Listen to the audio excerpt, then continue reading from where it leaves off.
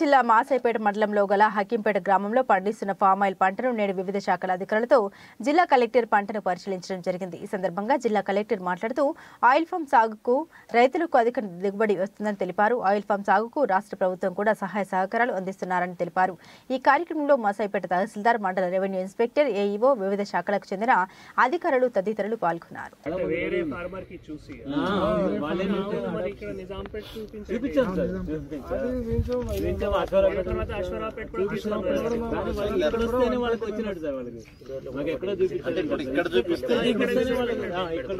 ఇప్పుడు ఆల్రెడీ కొన్ని model form లో చేస్తున్నాం సార్. సంపత్రావు గారి ఇక్కడ అట్లనే ఇప్పుడు హైట్ కూడా దీన్ని డ్యామేజ్ ఈ ప్లాంట్ కూడా మరి షేడ్ లో ఉంటే గ్రోత్ కాదు. అందుకని మనం ఎక్కువ హైట్ బియరింగ్ ప్లాంట్స్ కూడా పెట్టుకోవాలి. ఇది మళ్ళీ వాటర్ మెలన్ అంటే it will mostly stake on to the ground ఉంది. మళ్ళీ 7th ఇయర్ లో షేడ్ లెవింగ్ ప్లాంట్ పెట్టాం sir. 7th, 8th, 9th years అప్పుడు మనకి ఎక్కువ కోకో సార్. పోషక పదార్థాలు కాంపిటీషన్ లేని మొక్కలను ఆలోచిస్తుంది. అది కూడా క్యాడ్బెరీ వాళ్ళే మనకి మొక్కలు ఇస్తారు సార్. వాళ్ళ మార్కెటింగ్ కూడా బైబ్యాక్ ఉంది sir. Every year farmer will get 25,000 rupees only on cocoa. These are all cash. Sir ఇక్కడ నుంచి రూట్స్ అనేది 1, 2, 3, 4 ఇక్కడికి వస్తాయి సార్. దీని వేర్లు తర్వాత ఆ ప్లాంట్ అక్కడికి వస్తుంది. చాలా డెన్స్ అయిపోతుంది సార్. మనం ఇంటర్ కల్టివేట్ చేసుకున్నా కూడా ప్లాంట్ కి 1 మీటర్ స్పేస్ నుంచి మిగతా ల్యాండ్ లో మనకి యాసంగిలో కానీ గ్రౌండ్ నట్ ఇలాంటి ఇంటర్ క్రాప్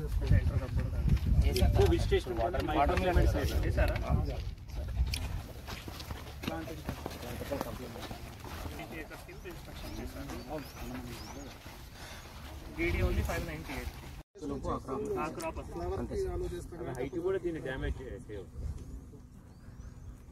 ఈ ప్లాంట్ కూడా మరి షేడ్ లో ఉంటే గ్రోత్ కాదు.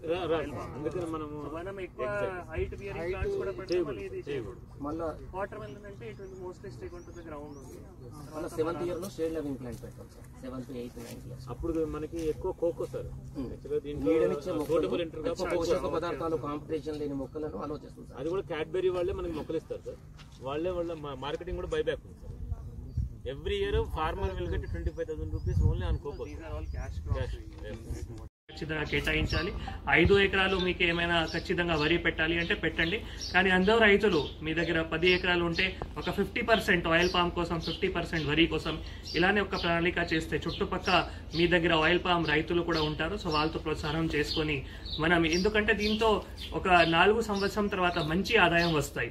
ఈ ఆయిల్ పామ్ ప్లాంటేషన్ వచ్చిన తర్వాత మళ్ళీ మీ డైరెక్ట్గా ఆయిల్ పామ్ ఇండస్ట్రీకి అమ్మేసి, ఇప్పుడు ఎవరైతే మీకు ప్లాంట్ మెటీరియల్ సప్లై చేస్తున్నారో వాళ్ళే మళ్ళీ 5 సంవత్సరాల తర్వాత మీ నుంచి ప్లాంట్ పర్చేస్ చేస్తారు. కాబట్టి మీకు మంచిగా ఆదాయం కూడా వస్తాయి. అండ్ ఇది ఏమైనా మనం క్లైమేట్ కూడా సూట్ అవుతాయి. సో ఇది ఒక చాలా స్టర్డీ క్రాప్ ఉంటుంది, హార్డ్ క్రాప్ ఉంటుంది. కాబట్టి ఏమైనా క్లైమేట్ కి కూడా సూట్ అవుతాయి. కాబట్టి అందరూ రైతులు దానికి శ్రద్ధ చూపించి ఇంకా కూడా మంచిగా ఆయిల్ పామ్ కల్టివేషన్ కూడా చేయాలి నేను కోరుతా ఉన్నాను. కూడా అయింది. సో ఇలానే ఇంకా కూడా వేరే రైతులు వారికి చూసి, అంటే ప్రతి ఒక్క మండల్లో ఒక మోడల్ లాగా ఇలానే, ఎందుకంటే ఫస్ట్ ఇయర్ మనకి టార్గెట్ ఉంది కాబట్టి కొందరు రైతులకి ఆ పుహాలు కూడా ఉంటుంది.